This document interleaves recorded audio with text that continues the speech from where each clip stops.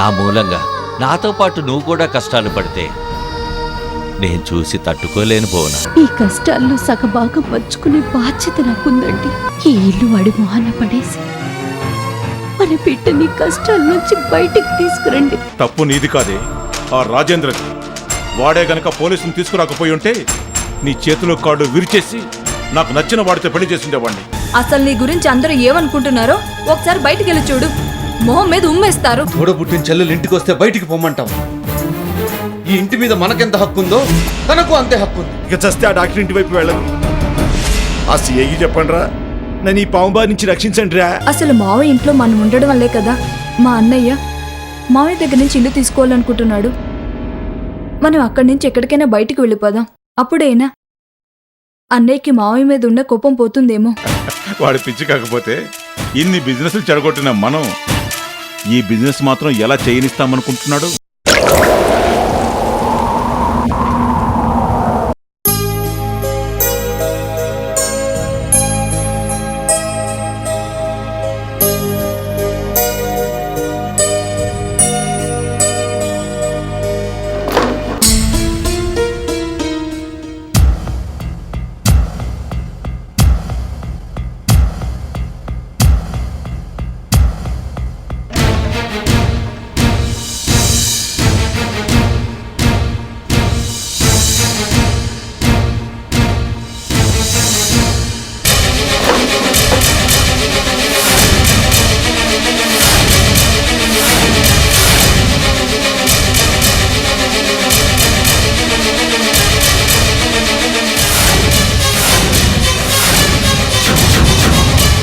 అత్తయ్య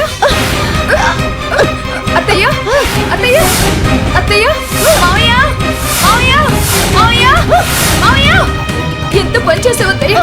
మావయ్య మావయ్య మావయ్య బోనా బోనా అత్తయ్య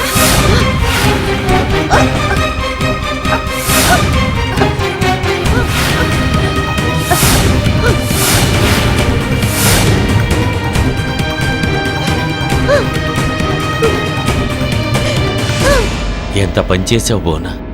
ఎందుకు ఇంత దారుణమైన నిర్ణయం తీసుకున్నావు? ఎన్ని కష్టాలు వచ్చినా నువ్వు నాకు తోడుగా ఉన్నావన్న ధైర్యంతో వాటిని ఎదుర్కొంటూ వస్తున్నాను. నువ్వు నన్ను వదిలిపెట్టి వెళ్ళిపోతే నేనేమైపోతాను చెప్పు బోనా. ఎందుకు ఇంత నిర్ణయం తీసుకున్నావు? ఇంకే చేయమంటారు? మీకు మీ ఇల్లు మీ సుఖం మాత్రమే ముఖ్యం. మేమేమైపోయినా మీకు అవసరం లేదు. నా కూతురి జీవితం నాశనం అయిపోతుంటే మీలా చూస్తూ బతకటం నా వల్ల కాదండి, నా వల్ల కాదు. ఏంటి బోనా అలా మాట్లాడుతున్నావు? నా కూతురు జీవితం బాగుపడటం నాకిష్టం లేదా చెప్పు? ఇష్టం ఉంటే ఇంకా ఎందుకు ఇలా ఆలోచిస్తూ కూర్చున్నారు? నాకు ఈ ఇల్లు సుఖం సంతోషం ఏమి ముఖ్యం కాదన్నాను కదా. నాకు కావాల్సిందంతా నా కూతురు సుఖంగా ఉండటం అండి. ఎంత చెప్పినా మీరు ఇంకా ఆరికి ఇల్లు ఇవ్వకుండా ఆలోచిస్తున్నారంటే నేను మీ గురించి ఏమనుకోవాలి? అంటే అంటే మన బిడ్డ జీవితం కన్నా ఈ ఇల్లే మీకు ముఖ్యం అన్నమాట.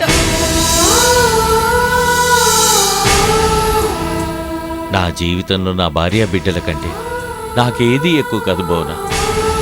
ఇన్నాళ్ళు నాతో జీవితం పంచుకొని నువ్వు నన్ను అర్థం చేసుకుంది ఇంతేనా? నా జీవితంలో నేనేం సంపాదించినా ఏం కోల్పోయినా అంతా మీకోసమే కదా బోనా. ఆ హరి ఇప్పటి వరకు నా సంపాదన నాశనం చేస్తున్నా ఏమీ చేయకుండా ఎందుకు ఊరుకున్నాననుకున్నావు? వాణ్ణి ఏమీ చేయటం చేతకాకనుకున్నావా, లేక వాణ్ణి ఎదిరించే ధైర్యం లేకనుకున్నావా? వాణ్ణేమన్నా చేస్తే వాడింట్లో ఉన్న నా బిడ్డకెక్కడ హాని జరుగుతుందోనని మౌనంగా ఉండిపోయాను బోనా. అందుకే సర్వస్వం కోల్పోయాను. నా బిడ్డ కోసం సర్వస్వం కోల్పోయిన నేను ఈ ఒక్కింటి కోసం ఎలా ఆశపడతాననుకున్నావు బోనా?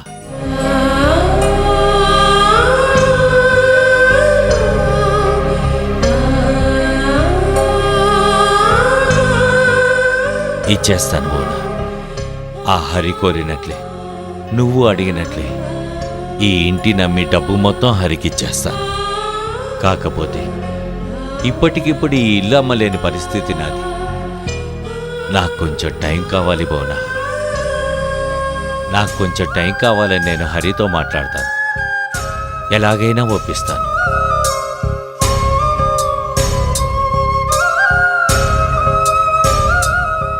మన అమ్మాయి జీవితం బాగుపడేలా చూస్తాను. నువ్వు మాత్రం ఇంకోసారి ఇలాంటి పిచ్చి పని చేయొద్దు. నువ్వు లేకుండా నేను బ్రతకలేను బోరా.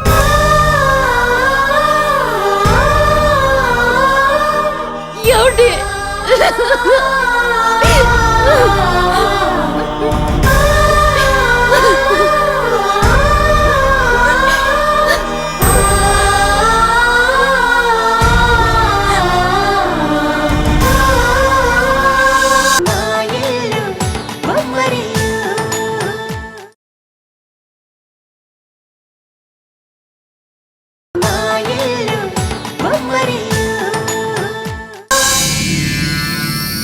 మీకెందుకు రావు గారు, నేను చూసుకుంటాను కదా.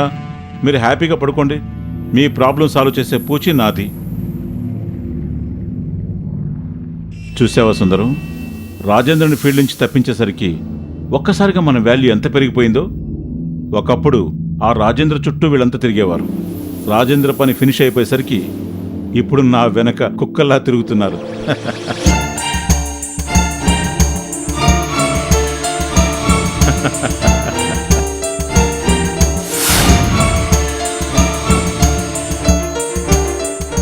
సార్, రాజేంద్ర గారు వచ్చారు.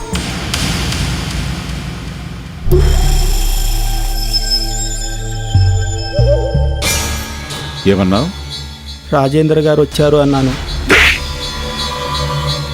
నీకు కనీసం నా దగ్గర ఉద్యోగం అయినా ఉంది. వాడికి అది కూడా లేదు. వాడికి ఎందుకు గారు గీరుంటూ మర్యాదిస్తున్నావు?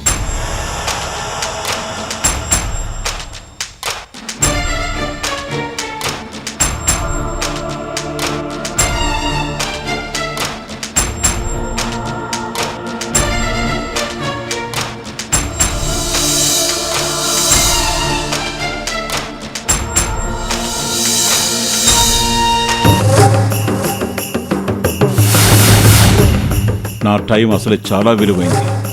నీలాంటి వాళ్ళ కోసం అస్సలు వేస్ట్ చేయను.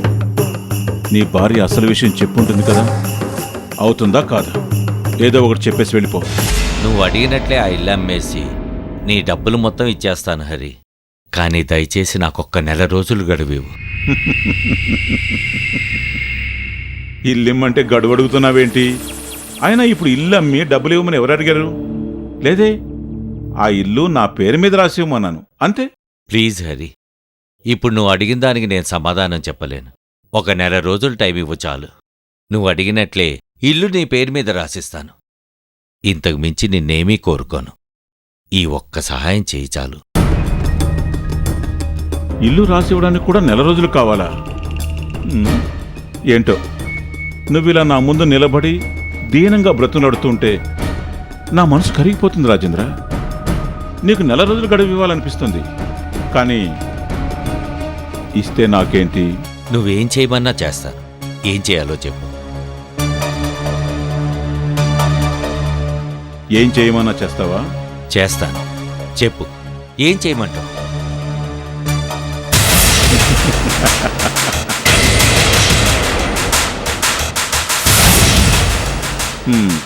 నా కాళ్ళు పట్టుకొని ఒక్క నెల రోజులు గడువు హరి అని బ్రతినడుకో.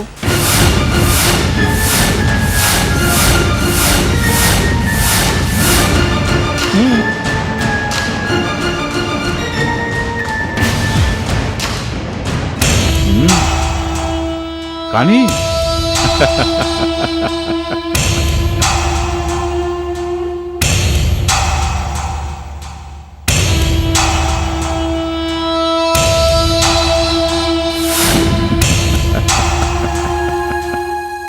అంతే కదా, అలాగే అడుగుతాను.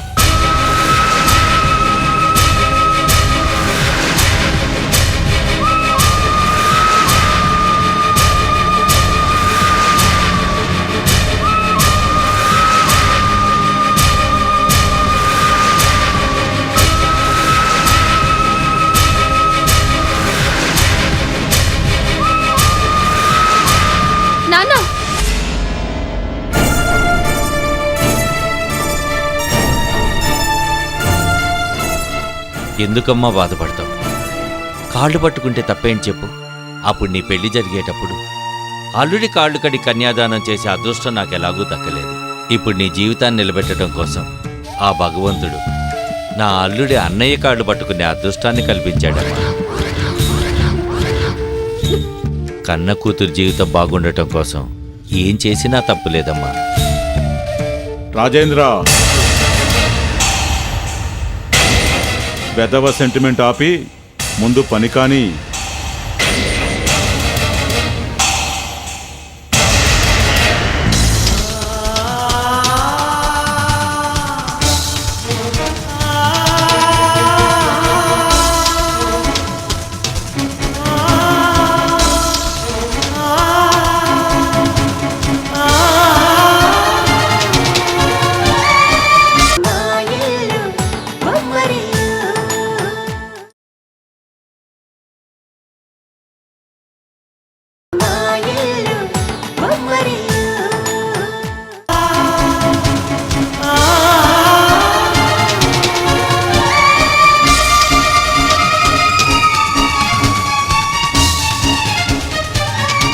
ఒక్క నెల రోజులు గడివివు హరి.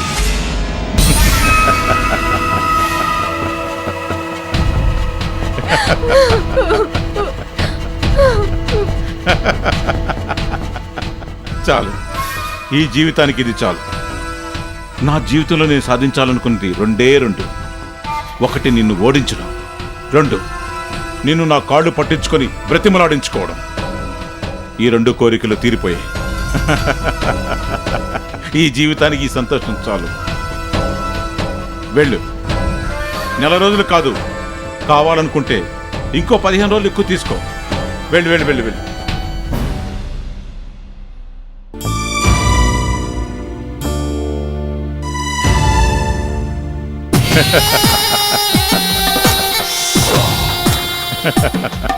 ఏదో పెద్ద ఘనకార్యం చేసినట్లు ఏమి నవ్వుతున్నావురా?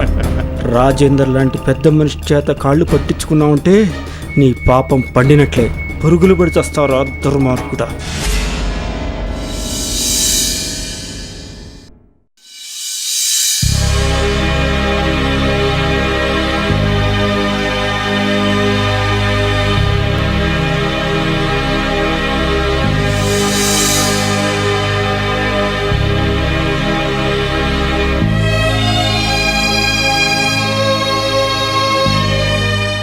ఒప్పుకున్నాడు బోనా. హరి ఒక నెల రోజులు గడువు ఇవ్వటానికి ఒప్పుకున్నాడు. ఈలోగా ఎలాగైనా ఇల్లమ్మేసి డబ్బు హరికిచ్చేస్తాను. ఇంకా ఎందుకు ఏడుస్తున్నావు బోనా? నేను చెప్పిన మాట మీద ఇంకా నీకు నమ్మకం కుదరటం లేదు కదూ?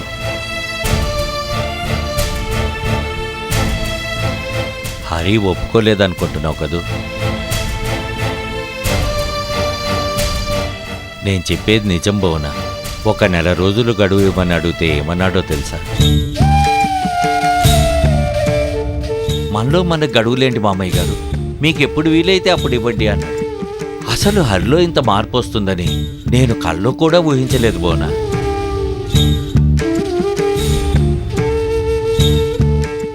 అవసరమైతే హరి కాళ్ళైనా పట్టుకొని బతిమలాడదామనుకున్నాను. కానీ అక్కడ హరి నాకు ఇచ్చిన మర్యాదే వేరు.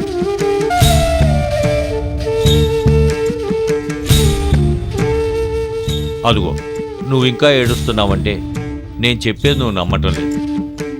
సరే, నా మీద ప్రమాణం చేస్తున్నాను. అప్పటికైనా నమ్ముతావా?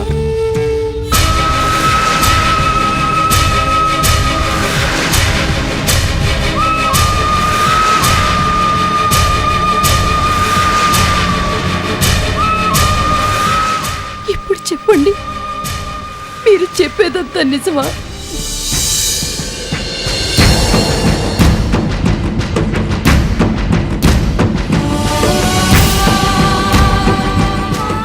ఇప్పటి వరకు మా సంతోషం కోసం మీరు పడ్డ అవమానాలు చాలండి. ఇంకా మా సంతోషం కోసం మీ మీద మీరు ప్రమాణాలు చేసుకొని అబద్ధాన్ని నిజం చెయ్యొద్దు.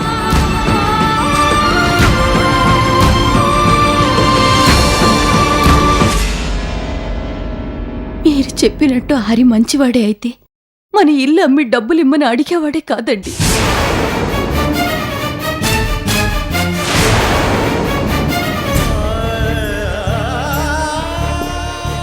వాడికి కావలసిందంతా మిమ్మల్ని అవమానించటమే. వాడి ఎదురుగా మీరు ప్రాధేయపడుతూ నించుంటే మిమ్మల్ని అవమానించకుండా వాడు మర్యాదలు చేశాడని చెప్తుంటే ఎలా నమ్మమంటారండి? ప్రియ నాకంతా ఫోన్ చేసి చెప్పిందండి.